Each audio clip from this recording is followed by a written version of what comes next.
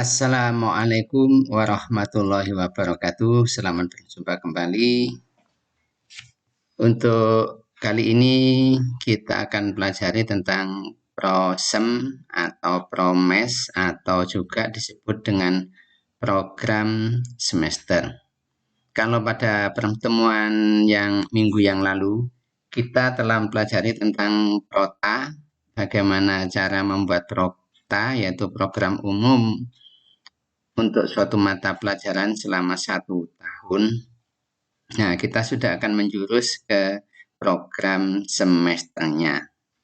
Sama dengan prota, untuk membuat promes atau program semester ini, maka juga diperlukan kalender pendidikan untuk menghitung banyaknya pekan selama 1 bulan.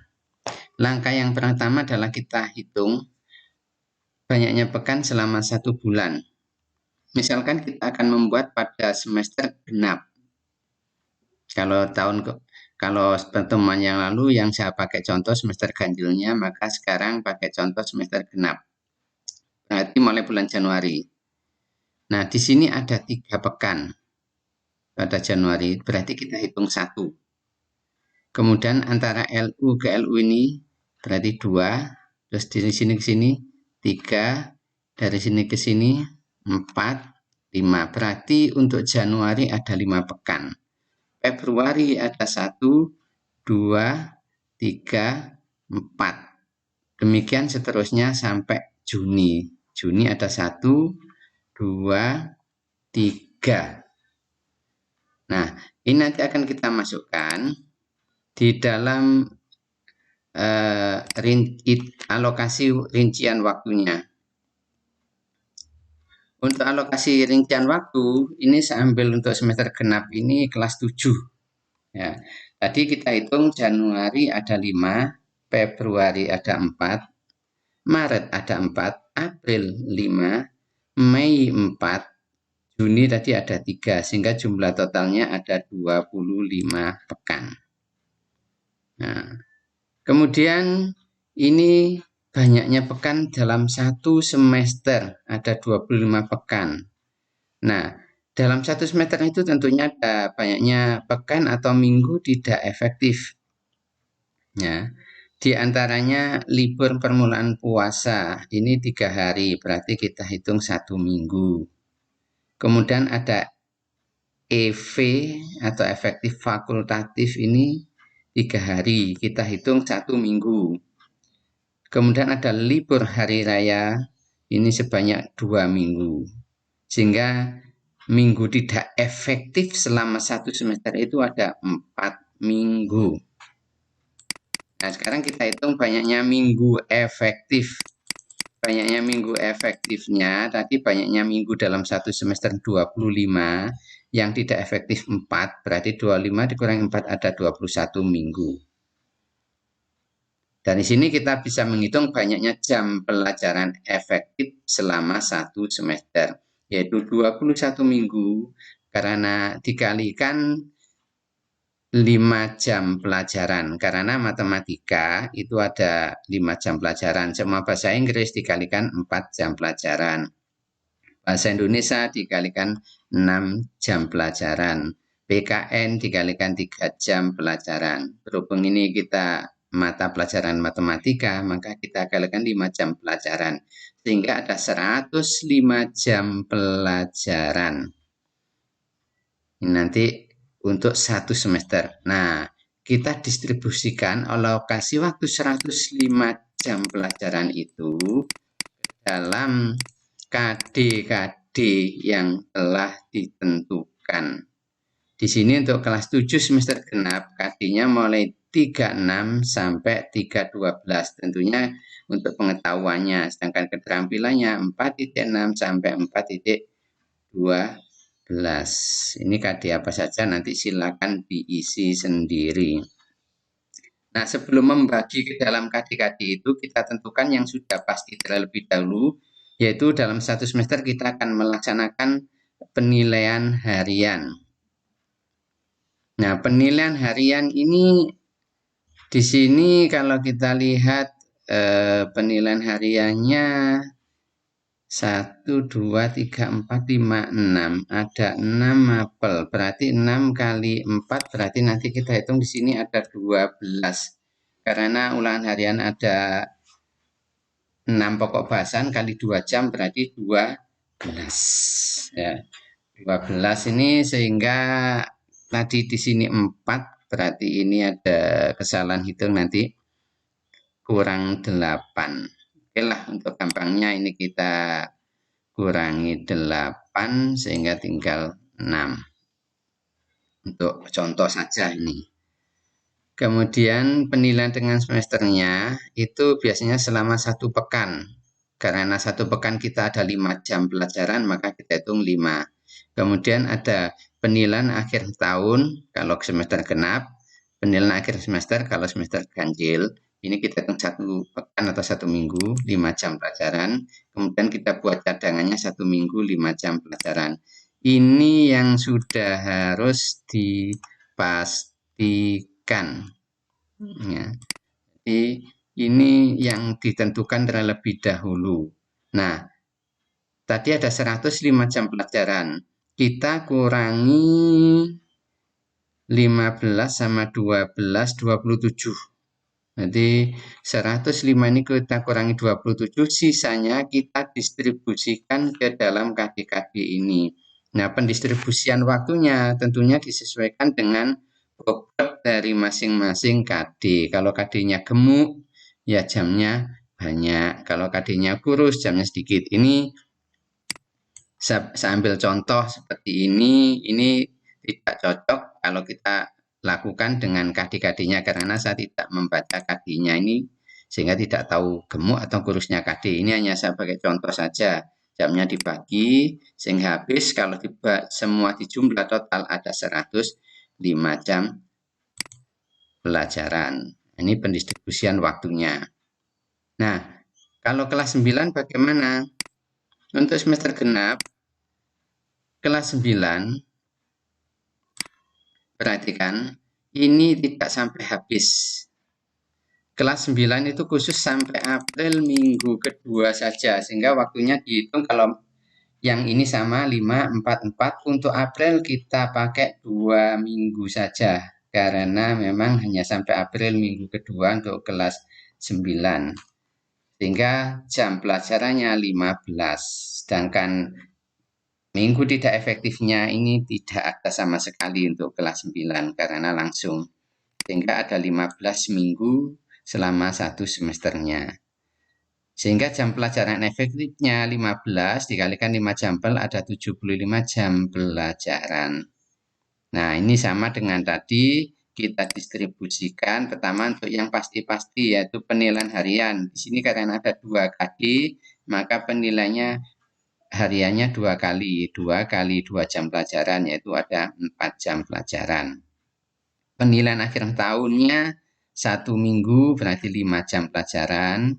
Kemudian ada pemantapan materi ujian sekolah setelah ujian semester tadi, yaitu 2 minggu berarti 10 jam pelajaran. Ujian prakteknya 1 minggu 5 jam pelajaran. Kemudian ada tryout ujian sekolah dari kabupaten, ini 5 jam pelajaran. Sedangkan ujian sekolahnya, pelaksanaannya kita anggap 1 minggu, yaitu 5 jam pelajaran. Sehingga jumlahnya nanti 75. Nah, setelah diambil ini, sisanya nanti didistribusikan ke KD-KD-nya, tergantung kurus dan gemuknya KD.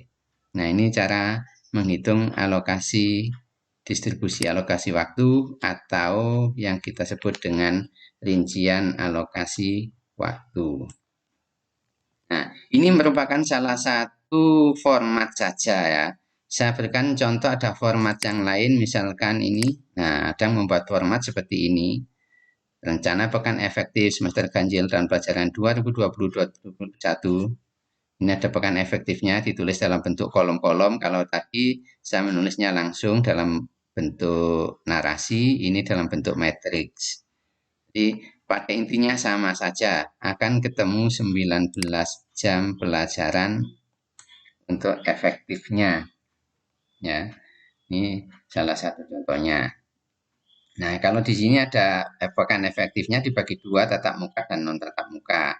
Non tatap mukanya satu. Ini untuk apa? Misalkan ini untuk pekan BLS atau pekan pengenalan lingkungan sekolah atau MOS.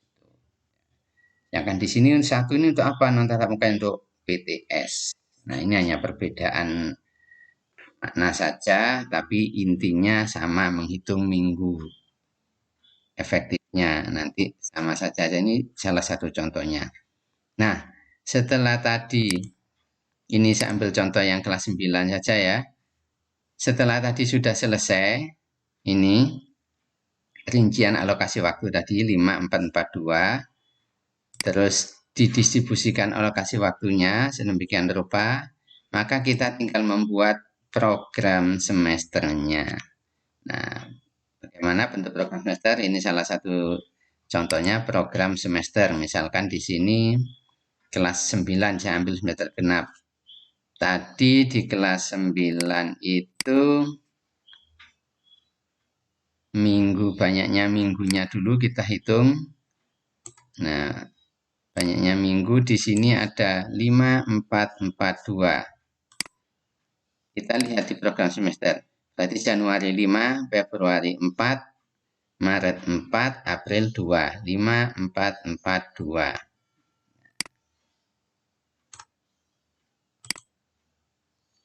Nah, sekarang kita lihat pembagian waktunya. Tadi di sini rincian waktunya itu untuk KD 36 ini ada 10, 4.6, 8. Nah, setelah KD 36 ini maka kita akan melakukan ulangan harian. Demikian juga nanti setelah KD 37 kita melaksanakan ulangan harian, setelah itu akhir ulangan tahun. Nah, ini kita tinggal memindahkan saja di program semesternya, sehingga di sini KD 3.6 10 jam pelajaran tadi, 4.6-nya 8 jam pelajaran. Nah, setelah itu kita mengadakan ulangan harian atau penilaian harian ke-1, 2 jam pelajaran. Nah, itu kita lanjutkan dengan KD 37 dan KD 4.7. Ini jamnya, terus lanjut penilaian harian kedua, 2 jam pelajaran. Baru kita laksanakan penilaian akhir tahun, ini untuk kelas 9 ya. Nah, akhir tahun 5, karena 1 minggu. Pemantapan materi ujian sekolah tadi ada 10 jam pelajaran, tapi di sini kita bagi dua karena diselingi ujian praktek di sini ya. Jadi tergantung masing-masing sekolahnya nanti. Apa langsung terus ujian praktek atau dipecah seperti ini, nanti tergantung masing-masing sekolah. Jadi di sini pemantapan ujian sekolah satu pekan atau 1 minggu, ujian prakteknya 1 minggu berarti 5 jam. Pemantapan materi ujian sekolahnya kedua ini ada 5 jam, terus ada tryout 1 minggu 5 jam, kemudian yang terakhir ada ujian sekolah 5 jam. Ini kalau kita jumlah total semuanya ada 75 sesuai dengan banyaknya jam pelajaran selama 1 semester. Nah, kita distribusikan. Ingat, mata pelajaran matematika 1 minggu itu 5 jam pelajaran. Berarti setiap ada minggu ke-1, minggu ke-2, minggu ke-3, ke-4, ke-5. Ini jumlahnya maksimal 5 jam pelajaran. Di sini KD 3.6 ada 10 jam pelajaran. Maka ini kita distribusikan 1 minggu ke-1 Januari 5 jam, minggu ke-2 Januari 5 jam, jumlah 10 pas. Kemudian KD 4.6 ini 8 jam pelajaran. Berarti kita taruh 5 jam pelajaran di minggu ketiga, masih sisa 3 di sini. 3 jamnya di minggu ke-4. Nah, karena setiap minggu ini jumlahnya harus 5, ini masih 3, maka penilaian harian ke-1 yang sebanyak 2 jam ini kita taruh di sini. Sehingga 2 jam ditambah 3 jumlahnya 5. Mapel matematika selama 1 minggu jumlahnya 5. Pas, sehingga nanti yang ini 15, KD 3.7-nya kita distribusikan minggu ke-5 Januari, kemudian minggu pertama Februari, dan minggu kedua Februari masing-masing 5 jam pas 15. Demikian juga KD 4.7-nya ada 5 dan 3 karena ini 8 jumlahnya 5 dan 3 8. Di sini masih ada sisa 2 jam, maka kita buat ulangan harian minggu keempat. Nah, di sini nanti untuk minggu keempat Maret itu untuk penilaian akhir tahun atau minggu pertama bulan Maret ini untuk penilaian akhir tahun 1 minggu, kemudian setelah itu kita buat pemantapan 1 minggu atau ujian praktek 1 minggu 5 jam, ini urut ya 5, 5, ini 5 juga, ini 5 juga, ini 5 juga, jadi pas. Kalau hitungan ini pas, maka kita hitung di sini, maka perencanaannya pas. Nah, tujuan program semester ini untuk mengontrol pembelajaran kita. Dari sini kita sudah tahu bahwa nanti saya ulangan harian atau penilaian harian ke-1 itu harus minggu keempat.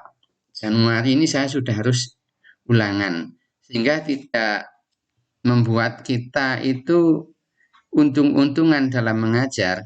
Artinya nanti tahu-tahu setelah ini ujian semester pada minggu pertama Maret, materinya belum habis kalau tidak dikontrol di program semester. Jadi bisa meramalkan pembelajaran kita. Nanti Februari minggu keempat, saya penilaian harian kedua. Ujian sekolah nanti April minggu kedua, nanti mesti pas. Jadi kita sudah tahu jadwalnya dilihat dari program semester ini. Nah, untuk lebih lengkapnya, kalian bisa membaca pada buku program pengajaran atau perencanaan pengajaran yang sudah saya share kemarin di grup ya, dalam bentuk file itu kalian baca tentang program semester. Ini hanyalah penjelasannya. Untuk lebih lengkapnya kalian membaca di buku perencanaan pengajaran atau pengembangan program pengajaran yang sudah saya share kemarin. Demikian cara pembuatan program semester. Saya akhiri. Assalamualaikum warahmatullahi wabarakatuh.